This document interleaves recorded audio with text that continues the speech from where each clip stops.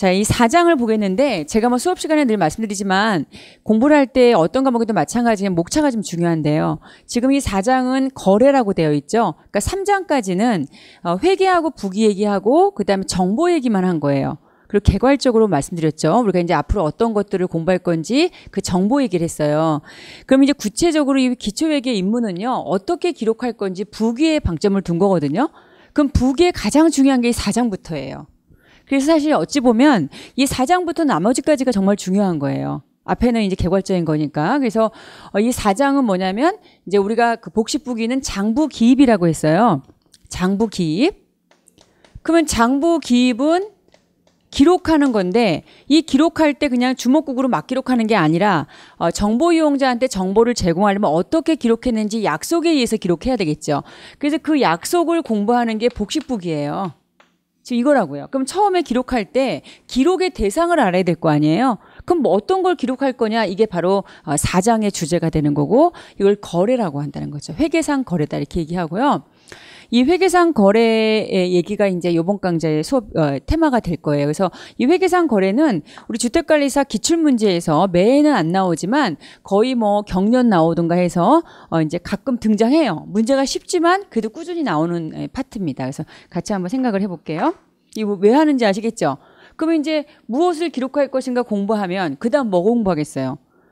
이거를 기록할 때 우리가 기록할 때 약속이 필요한데 어떤 방식으로 기록할 거냐. 왼쪽에 차면 분해해서 기록할 거다. 그러면 그 분해하는 방법을 또 공부할 거고. 그러면 기록하려면 또 이름들이 중요하잖아요. 우리 앞에 잠깐 봤죠? 약속된 이름을 계정이라고 했고 그 계정 과목이라고 했잖아요. 이제 그런 것들을 순차적으로 공부하는 거죠. 자, 그럼 이제 기록의 대상부터 보는데 일단은 아무거나 기록하지 않는다. 자, 뭐라고 돼 있어요? 기업의 재무상태. 재무상태가 뭐였어요? 자산부채 자본의 영향이라고 했는데요. 이 영향이라는 것은 증가, 감소, 증가, 감소, 증가, 감소에 영향을 미치는 거죠. 근데 여러분 우리가 여기서 자본, 이 자본의 증가를 가져오는 게 또 누가 있었죠? 수익의 발생이 있지 않았나요? 아까 공부했잖아요. 수익이 발생하면 자산이나 부채를 건드리니까 자본이 증가하는 요인이라고 했죠.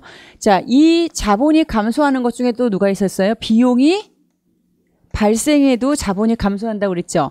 그래서 얘네들이 결국 뭐예요? 재무 상태들이 움직이거나 그 재무 상태를 움직이게 하는 자본의 수익과 비용도 존재하죠. 그러니까 경영성과 정보, 재무 상태 정보들이 다 움직일 때 기록한다는 얘기죠. 이해되시겠죠? 그래서 이때 이제 영향을 미친다는 것은 결국 뭐냐면 자산 부채 자본의 증감, 그 속에 수익과 비용이 있다. 자, 그리고 기록하려면 당연히 뭐예요? 금액으로 표시될 수 있어야 되겠죠. 그래서 화폐적으로 측정할 수 있어야 된다. 이렇게 얘기하는 거예요. 자, 요거 일단 기억하시고. 자, 그러면 우리가 이제 여기서 기록을 하려고 그러면 이제 회계상 거래를 식별하는 문제가 잊을만 하면 한 번씩 등장해요. 그럼 첫 번째 회계상의 거래는 이제 첫 번째 자산부채 자본의 증감을 가져오는 건데 이제 우리가 중요한 건 뭐냐면 회계상의 정의에 의한 거래가 있고 일상적인 거래가 있어요. 자, 이런 것들 있죠. 상품을 사고 팔았다. 매매는 뭡니까? 매매는 사고 팔고. 자, 이런 거래를 얘기하죠. 매매. 그렇죠? 그럼 상품을 사고 파는 거래, 이거는 공부 안 해도 거래인 줄 알죠. 그 다음에 기계를 샀다든지 상품 뭐 이런 것들 다 거래인 줄 알아요. 그래서 이건 상식적으로도 거래고 회계상의 거래에도 부합하죠. 그럼 문제는 뭐예요? 양쪽 사이드예요. 특히 자, 건물이 불이 났다. 우리가 상식적으로 불난 게 거래라고 생각 안 하잖아요. 그렇지만 거래라는 것이고, 그 다음에 도난도 뭐예요? 자산의 감소죠. 그다음에 이건 뭐죠? 건물의 가치, 이거 건물이 이제 사용함에 따라서 떨어지는 거니까 원가를 쪼개서 배분하는 과정이 감가상각이 필요한 거고, 요건 뭐냐면 채권은 신용위험을 통해서 우리가 이제 신용위험이 생겨가지고 채권을 못 받게 되는 경우가 있어요. 이걸 대손해계라고 하죠. 손상회계. 이럴 경우에 자산이 감소하거든요. 그래서 이럴 경우에도 우리가 뭐가 된다? 거래가 된다 이렇게 얘기하는 거죠. 근데 이런 것들은 화재 같은 거는 우리가 회계상의 거래 정의를 모르면 거래라고 생각을 안 한단 말이죠. 그래서 이런 것들을 분별하셔야 되겠고, 그 다음에 이쪽이 이제 중요해요. 이건 뭐 여러분? 주문하다. 여러분, 상품 100만 원을 사기로 하고 주문했어요. 그렇다고 해서 자산 부채 자본이 증감하는 건 아니죠. 주문 자체는 아니에요. 회계상 거래. 근데 주문하면서 현금을 미리 선수했다든지 또는 미리 지급했다든지 받았다든지 현금이 추가적으로 만약에 현금이 수수가 됐다. 그러면 거래예요. 아시겠죠? 자산의 증가 감소가 되기 때문에 그래서 여러분 이 주문은 끝까지 잘 읽으셔야 돼요. 뒤에 현금이 수수됐으면 이거는 거래가 되기 때문에 조심하셔야 되겠고 계약 자체도 거래가 아니고 종업원을 채용한 것도 고용계약 체결도 아니죠. 급여를 지급했을 때가 거래겠고요. 담보 제공 자체는 그 자산이 실행된 게 아니죠. 그러므로 이게 또 그대로 자산이 있기 때문에 이전이라고 볼 수가 없어요. 그래서 이것도 거래가 아니다. 이렇게 보시게 되는 거죠. 단순한 보관도 뭐예요? 단순 보관도 거래가 아니죠.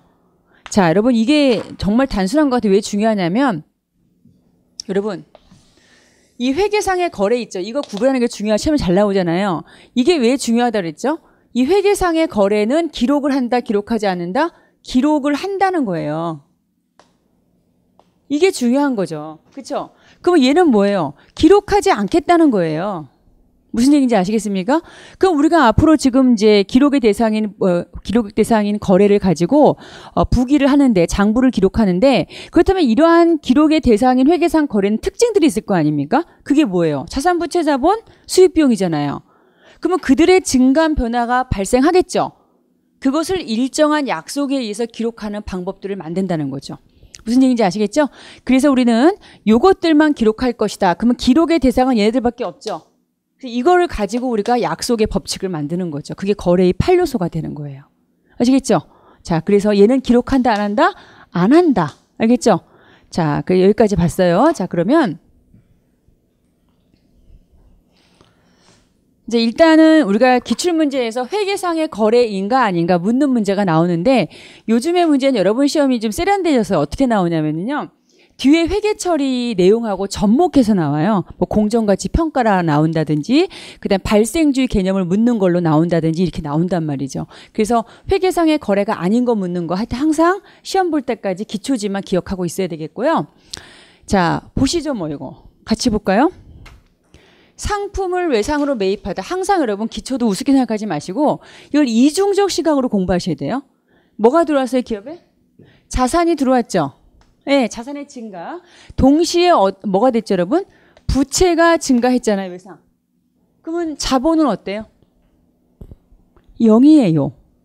네, 그러니까 우리가 이제 자산 부채가 나오면 항상 자본을 생각하셔야 돼요. 거기까지 물으면 여러분 많이 틀리시더라고요.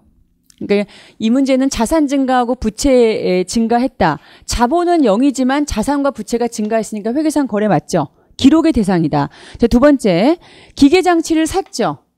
자산이 증가했네? 이거 뭐예요, 여러분 이거? 현금으로 매입했죠. 자산이 감소했죠. 자산의 증감 변화를 가져왔죠. 자, 그러므로 기록의 대상이다 이거죠. 자, 그런데 효과를 묻는다면 자산은 불변이죠. 전체적으로. 증가 감소니까. 자, 그 다음에 창고에 보관 중인 상품을 도난은 뭡니까? 없어졌죠? 자산의 감소죠. 비용 처리하겠죠. 자본의 감소고. 그럼 이것도 거래고. 자, 임차 계약을 맺는 걸로 끝났죠. 자, 여러분 주기로 했지 이것을 지금 지급하진 않았죠. 그렇죠? 자, 그렇기 때문에 임차 계약을 맺기로 했기 때문에 계약 자체가 이거는 이제 거래가 아니죠. 그래서 이건 X. 근데 만약에 월세 42만 원을 첫 번째 달을 미리 지급하고 계약했다. 그러면 거래예요. 끝까지 읽어보시고 출자. 여러분 이거 보세요. 기업에 뭐가 들어왔어요, 여러분? 현금 들어왔죠. 자산의 증가. 또 무슨 자산 들어왔죠? 건물 들어왔죠. 그렇죠? 그러면 자산이 총 얼마 들어왔어요? 140 들어왔잖아요. 제가 이거 강조 많이 하는데 자산이 증가했죠. 근데 지금 부채는 어때요, 여러분? 한쪽만 생각하면 안 돼요? 자산이 들어왔는데 여기 부채 있습니까? 없습니까? 없어요. 그러면 자본은 어떻게 우리가 얘기해야 되죠? 증가했다고 그래야 돼요? 불변이라고 해야 돼요? 증가했다고 얘기해야 돼요. 이거 여러분 자신감 갖고 푸셔야 돼요. 별거 아닌 것 같지만 이런 거에 대한 마인드를 가지셔야지 회계가 좀 쉽게 느껴지는 거예요. 그러니까 자산이 부채를 얘기 없으면 부채는 0이에요. 항상 우리가 재무상태 등식, 자본 등식을 항상 생각하셔야 된다. 그렇기 때문에 이 증가한, 여기 자본 증가했죠? 140. 여러분, 이게 뭘까요? 출자했기 때문에 자본금이잖아요. 그래서 아까 제가 자본이 증가하는 것 중에는 유상증자 출자금이 있고 이익이 있다고 그러잖아요. 그쵸? 이건 자본거래고 이익이 바로 이익잉여금이 되는 거거든요. 아시겠죠? 그래서 자본이 증가하는 건 그 두 가지라고 일단 먼저 생각하시면 되고요. 이거 뭐예요, 여러분? 납부하지 못했다. 발생분은 비용으로 인식해야 되거든요. 이거 발생주의잖아요. 지급해야 되는데 지급하지 못하면 미지급이죠. 부채. 미지급 부채. 부채가 증가하는 것이다. 이렇게 보시면 되겠고. 그래서 이것도 기록의 대상이다 아니다. 기록의 대상이다. 이렇게 정리할 수가 있겠고요. 그 다음에 이제 우리가 감가상각은 나중에 배우는데 비용 발생이니까 기록의 대상이고. 자, 상품을 팔고, 자, 1개월 후에 받기로 했다. 그럼 채권의 증가죠. 그래도 기록의 대상이고, 보관 자체는 기록의 대상이 아니라 그랬죠. 그래서 이런 것들을 기록의 대상이 아니다. 그래서 4번과 9번이 기록의 대상이 아니다. 나머지는 기록의 대상이에요. 자, 그러면 이제 우리가 공부를 했어요. 자, 그러면 이제 우리가 지금 뭐 했냐면, 이 거래를 공부했죠. 거래를. 기록의 대상이죠, 얘가.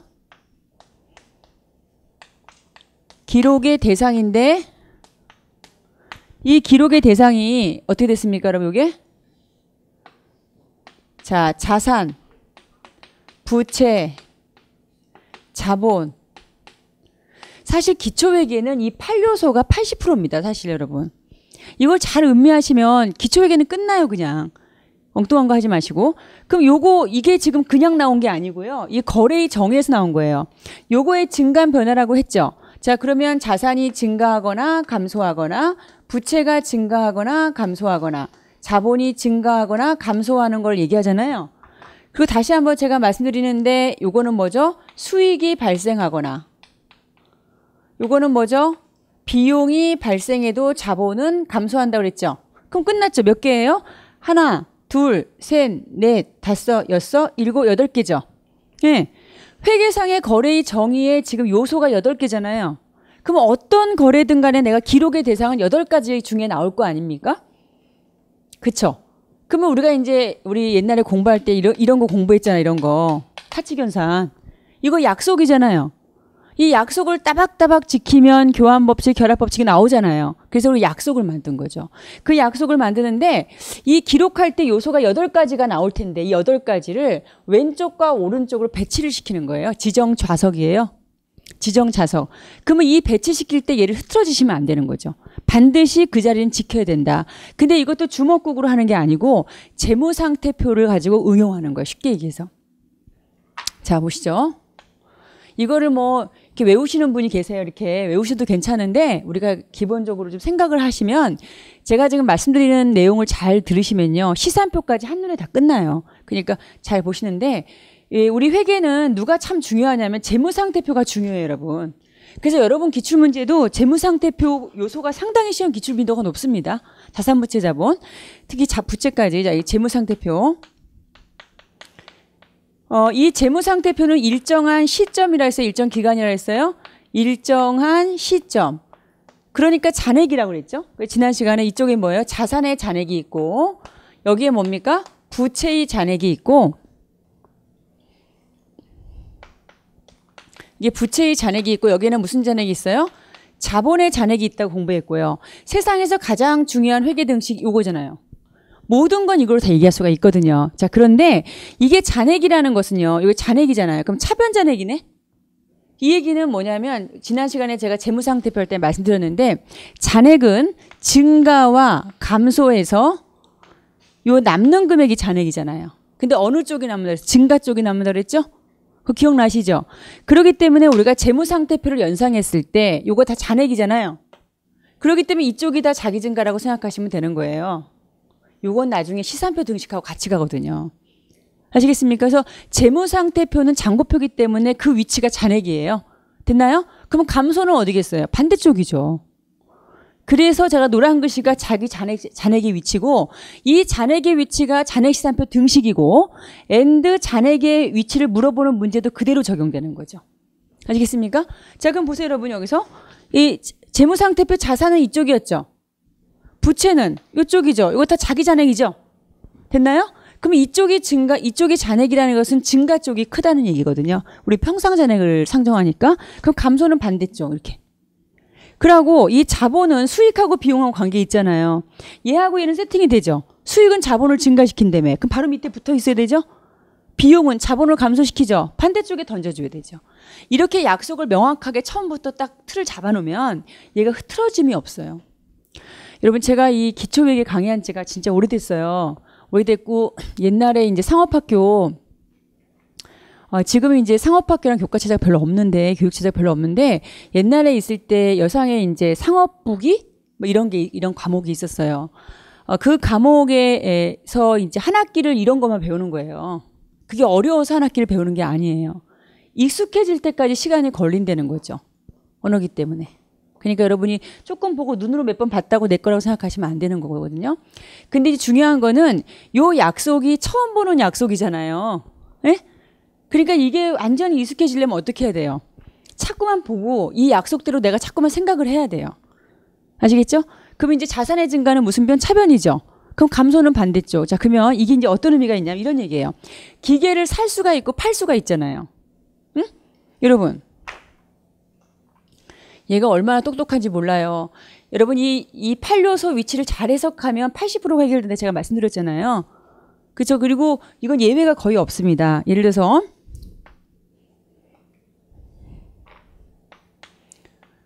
자, 기계장치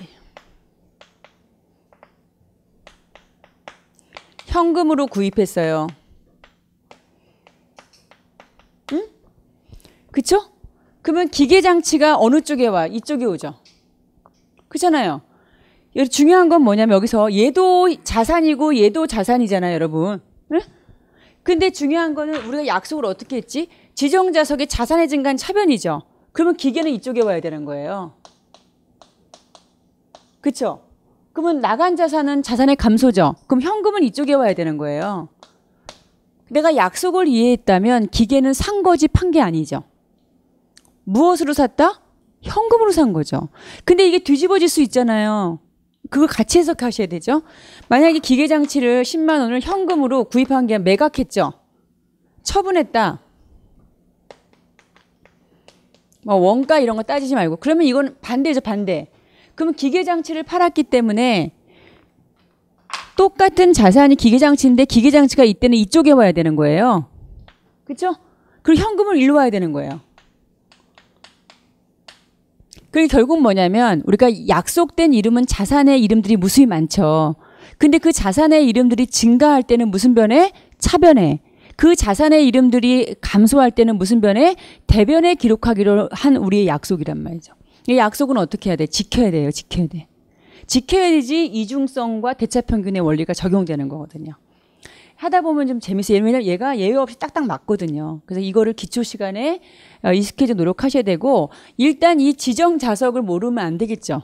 그래서 이제 위치를 정확히 기억하시고 이제 이 시험 문제 이렇게도 나와요. 우리 기출 문제에도 했는데 다음 중 차변의 잔액인 것은 이렇게 물어본다는 거죠. 차변 잔액? 그러면 차변의 잔액인 것은 자기 증가가 요거하고 요거밖에 없죠. 그럼 비용 항목이나 자산의 이름을 고르면 되는 거죠. 이게 시험 문제 하나예요. 다음 중 대변 잔액인 것은 그럼 누구하고 누구죠? 부채, 자본, 수익의 이름들을 고르면 되는 거죠. 그럼 여러분 이 잔액은 잔액끼리 묶어놓은 등식이 있죠. 이거 잔액시산표 등식이거든요. 나중에 다시 말씀드리지만 자산하고 요거 더하고 요거 다 더한 게 바로 잔액시산표 등식이 되는 거죠.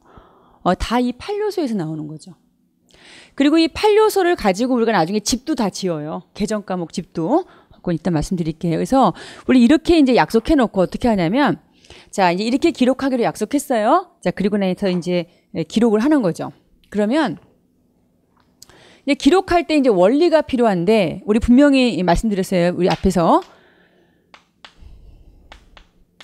기계장치 10만 원을 현금 구입했다고 했죠. 이렇게. 그러면 이걸 기록할 때 단식은 뭐냐면 한쪽만 기록해요. 기계 구입. 그쵸?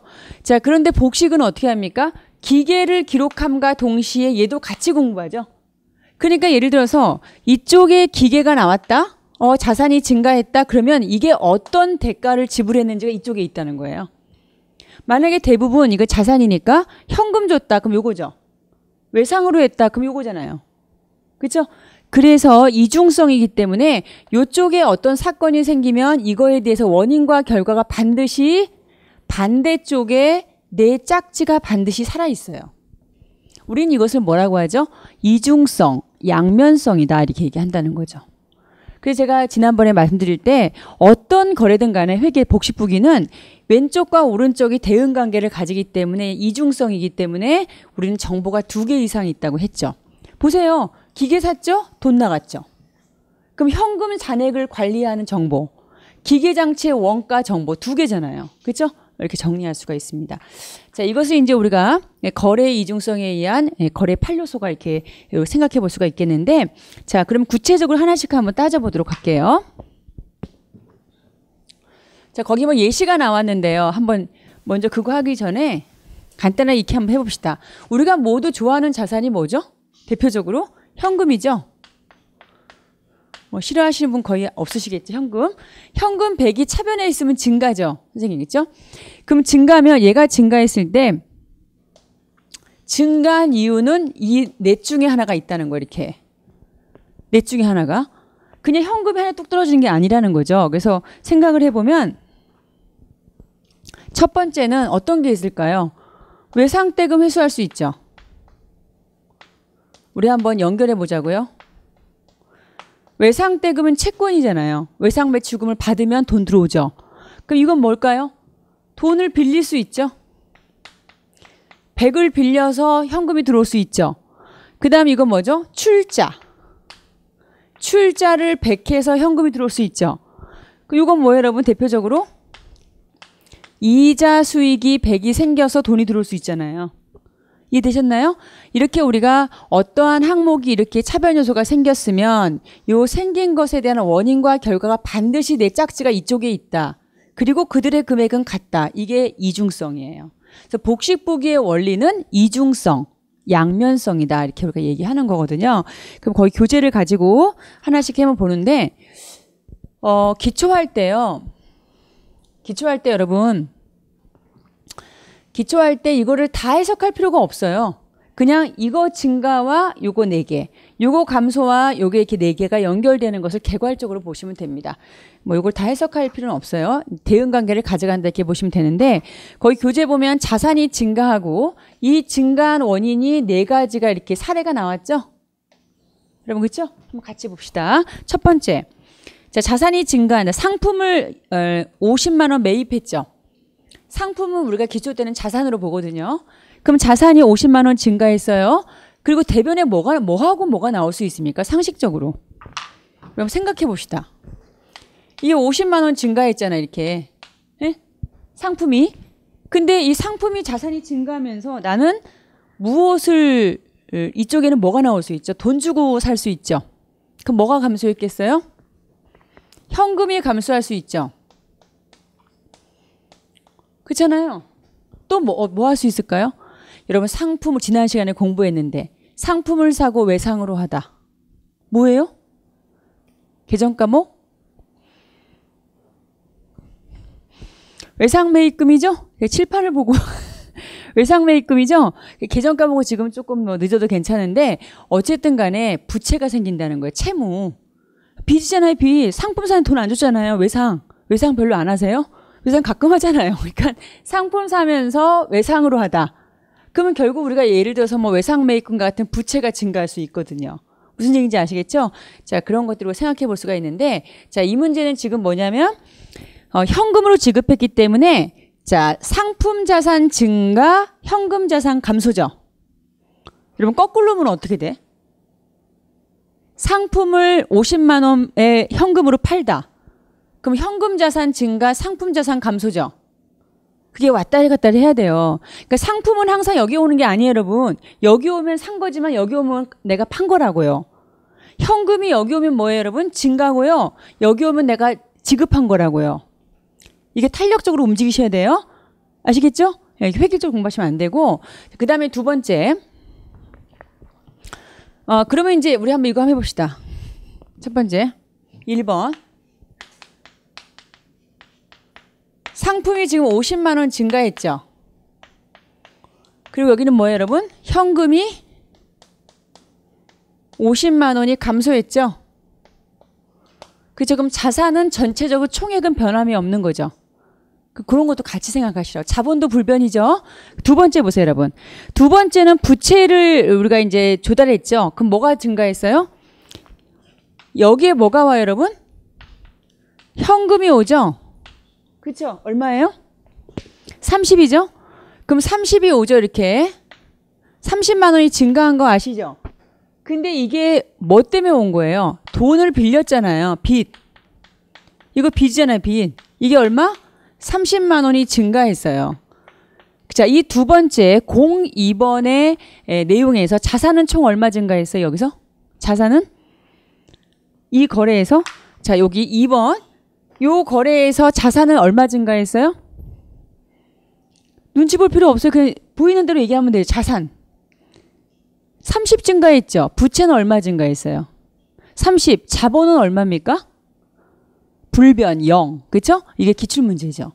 그러니까 우리가 자산 부채가 움직일 때 항상 자본도 같이 기억하실 필요가 있다. 이걸 정리하시면 되겠고. 자, 그 다음에 세 번째. 현금을 출자에 영업을 개시하다. 이 출자라는 말이 내가 이렇게 지급했다는 느낌이 있기 때문에 돈이 나갔다고 생각하거든요. 근데 이 회계 처리는 지금 누구 입장에서 하는 거예요? 회사 입장에서 하는 거죠. 회사에 뭐가 들어왔어요, 지금?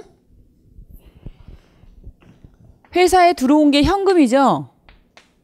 이거를 현금 출자라고 해요. 얼마 들어왔나요? 자, 100만 원이 증가했죠. 그리고 출자 동그라미, 출자에서 영업을 개시 밑줄. 그럼 얘는 뭐의 증가죠? 자본의 증가잖아요. 자본금. 이제 우리가 출자했기 때문에 출자해서 영업을 개시하면 자본금의 증가가 되면 이게 얼마입니까? 100만 원의 증가죠?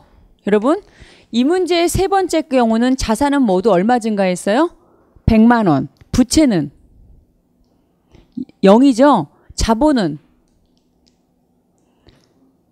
100만 원 증가했죠. 여기서 그럼 다시 한번 느끼세요. 아, 이렇게 출자했을 때 자본이 증가하는구나. 이게 유상증자라니까요. 그러니까 자본 내 돈이 증가하는 건 첫 번째 뭐예요? 출자나 유상증자에서 증가할 수 있고, 그리고 두 번째는 수익과 비용을 통한 이익 때문에 증가할 수 있다. 이걸 꼭 기억해 주시길 바랍니다. 아시겠죠? 자, 그 다음에 수익의 발생은 누가 있나? 이자. 그럼 여기도 지금 이자 수익이 얼마 발생했나요? 현금이죠? 현금이 5만 원 발생했고, 여기 잘 보세요. 이거 쓰는데 이유가 있어요. 그럼 여기는 뭐예요, 여러분? 이자 수익이 얼마예요? 5만 원이 발생했죠? 자, 여기서 자산의 증가는 얼마예요? 5만 원. 부채는 0. 자본은? 자본이란 말이 없으니까 두려워요? 응? 자, 무슨 얘기냐면 여러분 제가 지금 강조하고 싶은 게 뭐냐면 자 보세요. 우리가 자본은 여러분 보세요. 이거 좀 의미가 있어요. 자산에서 마이너스를 빼면 내돈 개념인 순자산, 자본이 나온다고 했죠. 근데 얘가 증가하는 것은 기업에 상당히 중요한 해피한 상황 아니겠습니까? 근데 얘가 증가하는 요인은 두 가지라고 했잖아요. 제가 출자금하고 이익이라고 했죠. 이익은 수익과 비용이잖아요. 자, 그러면 여기 지금 보니까 이 문제는 얘는 자산이 지금 증가했죠. 얼마? 100만 원. 예? 그리고 부채는 0이잖아요. 그쵸? 그러면 얘는 얼마가 증가하는 거예요? 자, 자산이 증가한 만큼 자본이 증가한 거죠. 그때 자본이 증가하는데 얘는 출자금이기 때문에 자본 항목이 자본 거래라고 하는 거예요. 알겠죠? 그러니까 출자금 때문에 이렇게 자본이 증가할 수 있고, 여기 보세요, 여러분. 여기도 지금 뭐가 증가했나요? 자산이 얼마 증가했어요? 5만 원 증가했죠. 이 부채는 얼마예요, 지금? 여기도 0이잖아요, 지금. 근데 이 자본이 증가했어요, 증가하지 않았어요? 여러분, 우리가 산수적으로 얘 플러스에서 0 빼면 플러스인 거 아시죠? 그렇잖아요. 그러니까 우리가 이렇게 자본이 증가했는데 얘가 증가한 거 얘가 증가한 게 틀리잖아요. 요게 출자나 유상 증자고 요거 이가 이익이 되니까요. 그 이익의 구성인 수익이잖아요. 그렇죠? 그 수익이 그래서 뭐를 증가시킨다고 했어요? 아까 자본을 증가시킨다고 했잖아요. 예, 여러분 아까 우리가 이익계산 문제 할 때 기말자본 마이너스 기초자본은 이익이었던 거 기억나죠? 수익에서 비용 빼면 이익인 거 기억나죠? 둘이 같죠? 그럼 수익에서 비용 빼면 이익인데 그 이익이 자본에 가니까 기말이 큰 거 아니겠습니까? 아시겠죠? 그래서 우리가 이 자본이 증가하는 것은 바로 이렇게 출자금과 같은 자본 거래 때문에 증가할 수도 있고 열심히 벌어서 생기는 수익이나 이익 때문에 증가할 수 있다 이거죠. 이거 여러분 조금 의미 있는 항목이고요. 이건 여러분 기출문제하고 상당히 연관성이 높아요. 대부분은 기초 때 이거 안 하고 막 넘어가세요. 네? 그런데 지금부터 조금 딱딱하지만 하시는 게 좋아요. 그래야지 마인드가 생겨요. 이해되시죠? 네. 그래서 우리가 일정한 시점의 재무상태, 자산부채, 자본하고 일정한 기간 동안의 수익 비용은 다른 것 같잖아요. 그렇지만 그들은 누구의 이름으로 묶어져 있다? 얘로 묶어져 있는 거예요. 되게 중요한 얘기예요. 자, 두 번째 거는 구두로 할게요. 자, 교재 보세요. 219쪽. 자, 이거는 이제 지금 뭐냐면 반대인데요. 이제 다 할 수 없으니까 하나씩만 대표적으로 샘플로 보는데 얘는 이제 대변에 자산의 감소하고 연결된 걸 따지는 거죠. 자, 자산이 감소하고 자산이 증가하고 이렇게 이제 우리가 따져보는 거예요. 이렇게. 그쵸? 한번 봅시다. 자, 교재 볼게요. 현금 지급하고 기계 구입했네? 그러면 증가하는 자산은 뭐예요? 여러분? 기계장치. 훌륭하십니다. 자, 어떤 자산이 감소했어요? 현금 자산이 감소한 거죠. 그 대차는 똑같고. 그 다음에 이제 부채 감소, 자산 감소. 이거는 빚 갚은 거죠. 매입 채무 3만 원을 현금으로 지급하다. 매입 채무는 부채죠. 그럼 부채의 감소는 무슨 변이 돼요? 차변이죠. 그 다음에 현금 감소는 대변이잖아요. 세 번째는 거의 이제 드문 내용인데 기업주라는 말이 나오는 건 개인 기업이거든요. 여러분 개인 기업은 사장님이 마음대로 가지고 가고 막 그러잖아요. 그래서 출자금을 현금으로 인출하다. 자본의 마이너스예요. 이거는 가볍게 보시면 되겠고, 자, 급여를 현금 지급하면 당연히 어떻게 됩니까? 비용 발생하고 자산이 감소하죠. 됐나요? 이렇게 우리가 연결고리를 가져갈 수 있다는 거죠. 그러면 여러분 다시 한번 보세요. 거기 들어보시고 거래 판료서를 일단 외워보세요. 자, 일단 내가 안 외우셨어도 일단 재무상태표 떠올려 보세요. 자산이 무슨 변이에요? 차변. 부채 자본이 대변이죠. 그러니까 재무상태표는 우리 다 알고 있잖아요. 그럼 그게 다 자기 증가죠. 그럼 자산 증가 차변이고 부채 자본은 대변이 증가죠. 그러면 자산 감소는 차변의 반대니까 대변. 부채 자본은 뭐죠? 감소가 차변이 되겠죠. 그 수익은 자본이랑 같은 쪽이니까 무슨 변? 대변. 그 다음에 비용은 차변이 돼요. 제가 옛날 기억나는데 선생님 세로로 외울까요? 가로로 외울까요? 이렇게 하시는 분들 계시는데 그러지 마시고 재무상태표 잔액의 위치를 조금만 생각해 두시면 왜 제가 잔액 얘기를 자꾸만 강조하냐면요. 선생님. 우리 시험에 잔액의 위치를 물어보는 문제가 계정의 이름으로 많이 나와요.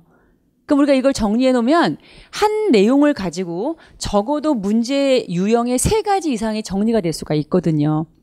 아시겠죠? 그래서 조금 생각을 하시면 확장력이 있어요. 그래서 좀 정리 꼭 해주시고. 그러면 다시 한번 연상해 봅시다. 그러면 차변 쪽의 증가는 누구하고 누구였다? 자산하고 비용이었죠. 그래서 차변 잔액은 물으면 자산의 이름하고 비용의 이름을 고르면 돼요.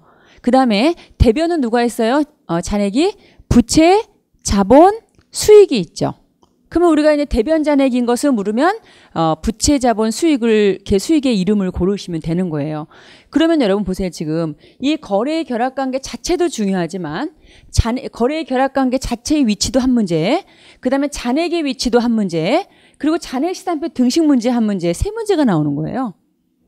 겉으로만 봐도. 아시겠죠? 그래서 우리가 이 증가 감소를 의미 있게 보셔야 된다. 아시겠죠? 제가 이제 이번 시즌에 어떤 학생이었는데 기초 공부를 안 하시고 분계를 안 하시고 공부를 하신 거예요. 근데 이제 이런 붕괴 안 하시고 공부하시는 분들 많이 계시는데 절대 그러시면 안 돼요. 그 시험에 안 나오더라도 회계는 붕괴로서 회계석 사건을 많이 해석을 하거든요. 근데 이런 관계조차도 정리가 안 된 상태에서 문제를 그렇게 열심히 푸시는데 얼마나 힘드시겠어요, 그게 나중에. 그러니까 지금 기초 때 반드시 하시고 중간에 공부하셔도 기초는 반드시 하셔야 돼요. 그게 오히려 바로 가는 길이다 이렇게 보시면 되겠고 좀 부탁드리고 그리고 제가 이거 강의한 지가 벌써 두 자리가 훨씬 넘은, 두 자리가 제법 아주 큰 숫자지만, 그래도 항상 새로워요. 그 오래전에 했던 그 기초회계도 지금 다시 해도, 정말 너무 똑똑하다는 생각이 많이 들거든요. 그래서 여러분이 이제 기초회계 하면서, 이런 약속들이 너무 신기하게 잘 맞는다는 것을 좀 느끼시잖아요. 그러면 이제 흥미를 좀 가져가실 수가 있다는 거죠. 그런 흥미 유발이 점수하고 직결이 됩니다. 그래서 기초회계에 좀 그런 느낌을 여러분이 경험하셨으면 좋겠고요. 자, 그럼 이제 그 다음에 중요한 단어가 나와요. 이게 뭐냐면, 자, 이건데, 별거 아닌 것 같으면 상당히 중요합니다. 우리 교수님들께서는 요즘에 좀 새로운 단어들을 많이 쓰셔가지고, 이중성이 이걸 또 이제 양면성이라고 요즘에 강조하시는 교수님들도 가끔 계시기 때문에 같이 한번 써주시면 좋겠고요. 자, 기계장치 10만 원 현금 매입하다. 그럼 항상 우리가 기록의 대상인지를 판별한다. 지금 첫 번째, 기계장치라는 자산이 증가했지요. 자, 그리고 현금이라는 자산이 감소했어요. 그러므로 기록의 대상이 되겠죠. 그럼 이제까지는 우리는 어떻게 했냐면, 자산의 증가는 무슨 변? 차변. 그러면 자산의 감소는 무슨 변? 대변. 그쵸? 근데 이제 여기다가 생각해 보는 거예요. 그러면 이 증가한 자산이 증가했는데 그 증가한 자산이 기계였던 거죠. 기계는 어느 쪽에? 이쪽에 써야지 증가한 거예요. 이 기계가 이쪽에 쓰면 감소가 돼버리잖아요. 그래서 이쪽에 기계가 오는 거고, 그 다음에 이제 내가 현금이 여기 오면 현금이 들어온 거죠. 갚은 거니까 현금을 지급한 거니까 대변으로 가야 되겠죠. 그래서 대변의 자산의 감소 속에 현금이 있어야 되는 거죠. 그리고 금액은 어떻게 해요? 양자 일치해야 되는 거죠, 이렇게. 그래서 기계장치가 증가했다. 근데 어떻게 증가했지? 현금을 지급하면서 증가했다. 자, 이것을 우리가 이중성이라고 하는 거죠. 기계를 구입했어요. 끝. 기계 구입하고 돈이 나갔어요. 현금 지급했어요. 이렇게 한쪽 면만 기록하는 건 단식북이라고 하죠. 단식북이는 이거에 대한 원인과 결과를 파악이 안 되잖아요. 그래서 우리 옛날에 정부회계나 이런 데 예산회계 같은 경우는 거의 단식이었어요. 근데 그거에 대한 문제점이 있기 때문에 지금 정부회계도 지방자치단체 이런 다 복식북이잖아요. 그만큼 복식북이가 유용하다 이거죠. 아시겠죠? 그래서 이런 내용을 정리하시면 되겠고, 그럼 모든 거래를 이렇게 양면적으로 기록하잖아요. 그럼 이쪽에 10만 원이면 이쪽에 10만 원이네? 그쵸? 그럼 똑같은 거래가 또 있었어. 그러면 두 개 거래 합하면 20만 원, 20만 원이 되는 거죠. 그래서 이렇게 이중적으로 약속에 의해서 계속 반복적으로 기록하면 이 한 건 한 건의 거래가 어떻게 됩니까? 복수의 거래가 되는 거죠. 자, 이게 이제 한 건 한 건의 단일 거래라고 해요. 이걸 계속하게 되면 뭐가 되죠? 합계가 돼버리죠. 자, 기간이 이제 하나였는데요. 이게 이제 10개가 될 수 있잖아요. 그럼 10건의 거래를 모두 합계하면 차변 합계가 되죠. 그럼 얘는 대변 합계가 되겠죠. 그래서 우리가 이것을 모두 복수 거래를 합하면 차변의 합계하고 대변의 합계는 같을 수밖에 없죠. 이것을 우리가 거래 이중성, 거래를 8요소에 의해서 양면성에 의해서 기록하면 그 거래의 모든 합계는 왼쪽과 오른쪽이 대차 평균의 원리, 대차 평형의 원리 이렇게 얘기해요.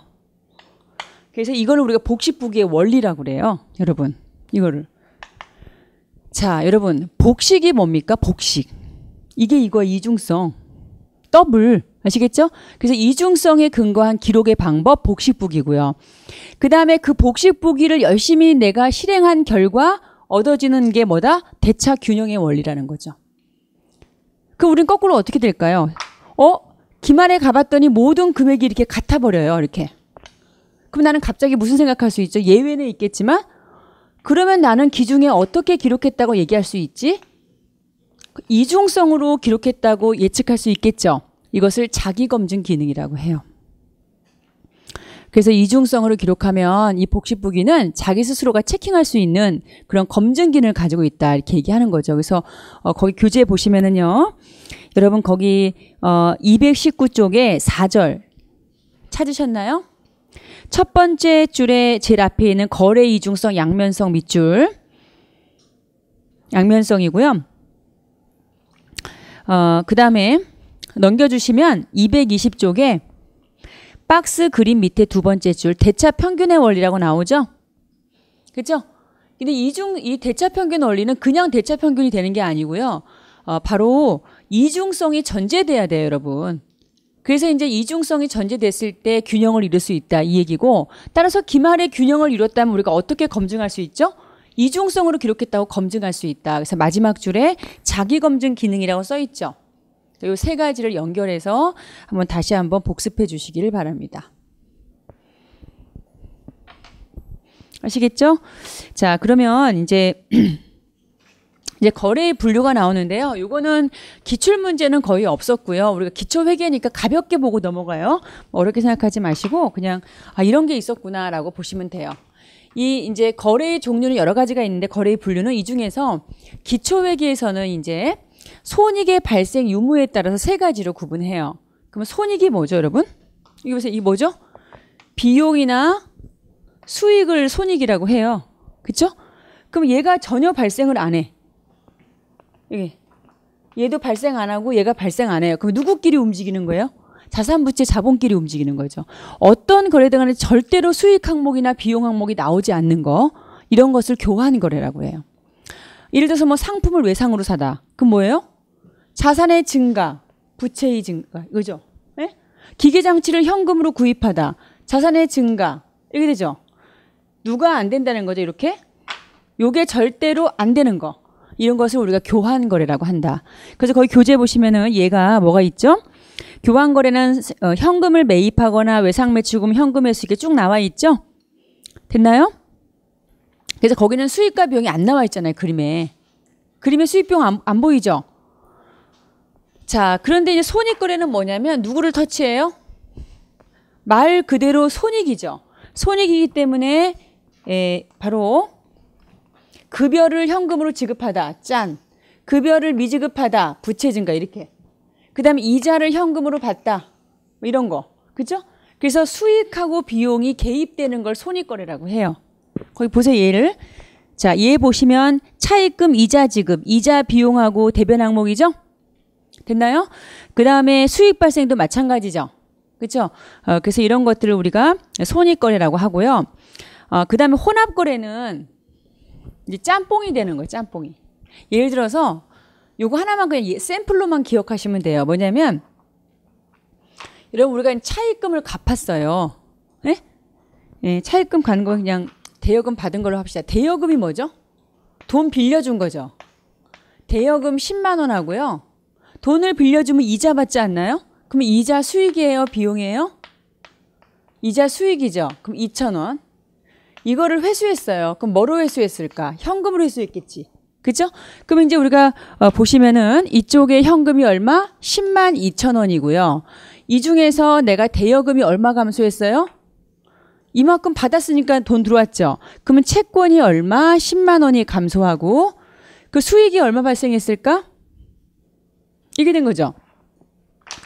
그래서 거래가 이렇게 두 가지 거래로 이렇게 결합된 것을 우리가 이제 혼합거래라고 하는데, 이때 한번 가만히 생각해 보면 요 10만 2천 원은 10만 원하고 2천 원으로 나누어서 해석할 수 있잖아요. 요거는 자산의 증가죠. 네? 자산의 증가와 자산의 감소죠. 그럼 이 10만 원은 교환입니까? 손익입니까? 교환 거래죠. 수익과 비용이 없는 파트잖아요. 10만 원은. 여기까지 됐어요? 근데 2천 원은 자산 증가죠. 그리고 수익이 발생했네? 그럼 얘는 무슨 거래? 손익 거래죠.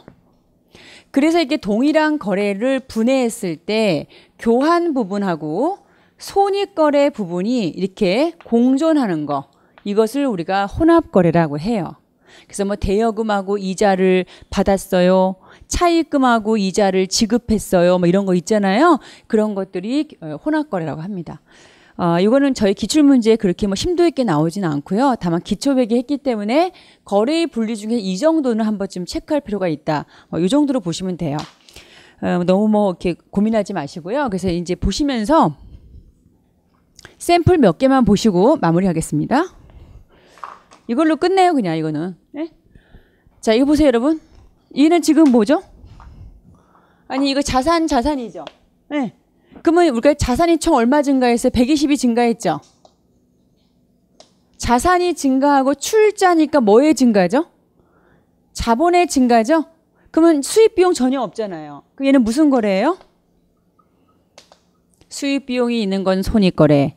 수입 비용이 없는 건 교환거래. 둘이 짬뽕은 혼합거래. 그럼 얘는 교환거래. 뭐 이 정도 보시고 넘어가시고요. 이건 가볍게 보시면 됩니다, 여러분. 그래도 기초회계 했는데 교환이 뭐고 손익이 뭔지는 아셔야 되죠. 예. 그 다음에 이제 우리가 그 급여니까 뭐가 발생했어요? 비용이 발생했죠. 그럼 이게 얼마? 175만 원. 그리고 뭐로 지급해? 수표 발행의 자산의 감소죠. 수표 발행은 당조예금의 인출이거든요. 175만 원. 그러니까 얘는 이렇게 됐는데 지금 뭐가 나왔나요? 비용이 나왔죠? 그 무슨 거래? 손익거래다 이렇게 얘기하는 거. 수익과 비용이 나오면 손익거래. 그래서 이것도 손익거래다 이렇게 보시면 되겠고. 자, 그 다음에 이제 요것만 할게요. 자, 요거 4번 할게요. 원가 10만 원의 상품을 15만 원에 팔았다. 자, 보세요. 그럼 상품이 얼마짜리가 나갔죠? 10만 원짜리가 감소했고. 자, 채권 현금은 얼마예요? 15만 원이고. 그러면 자산의 증가가 감소보다 5만 원만큼 더 크죠? 그만큼이 상품 매출이 이익이잖아요. 여기 얼마입니까? 5만 원. 자, 그럼 따져봅시다. 15만 원 중에서 10만 원은 자산의 증가죠. 요 자산의 증가와 얘가 연결된 거죠. 그럼 얘는 무슨 거래? 교환 거래죠. 15만 원 중에서 5만 원은 자산의 증가고 누구랑 이렇게 연결돼 있죠. 그 얘는 수익하고 연결됐네. 그럼 무슨 거래? 손익 거래다. 자, 공존하고 있기 때문에 무슨 거래다? 혼합 거래. 이 정도 보시면 되겠습니다. 그래서 이렇게 우리가 이제 거래 분류해서 손익의 발생 유무에 따라서 이렇게 우리가 분류하는 내용이 있다. 뭐 이 정도 보시면 되고요. 나머지는 여러분이 한번 연습해 주시기 바랍니다. 그래서 이제 제가 말씀드리고 싶은 건 뭐냐면 여러분 이 거래에서는요. 회계상의 거래가 무엇인지 정의를 명확히 알고 그 회계상의 거래에서 우리가 기록할 대상은 자산부채 자본 수입 비용의 증가와 감소의 발생. 그렇죠? 그것들로 이루어졌다는 거. 그리고 8요소의 위치 파악이 너무너무 중요하다. 그리고 그 8요소의 차변과 대변에 자기 증가족이 누군가를 꼭 기억하시고 그게 잔액의 위치라는 거 다시 한번 확인해 주시고요. 그리고 그 거래의 8요소는 무엇에 의해서 기록한다? 복식부기 원리 이중성. 그 이중성으로 기록했을 때 대차가 균형을 이룬다는 평균의 원리에 도착한다.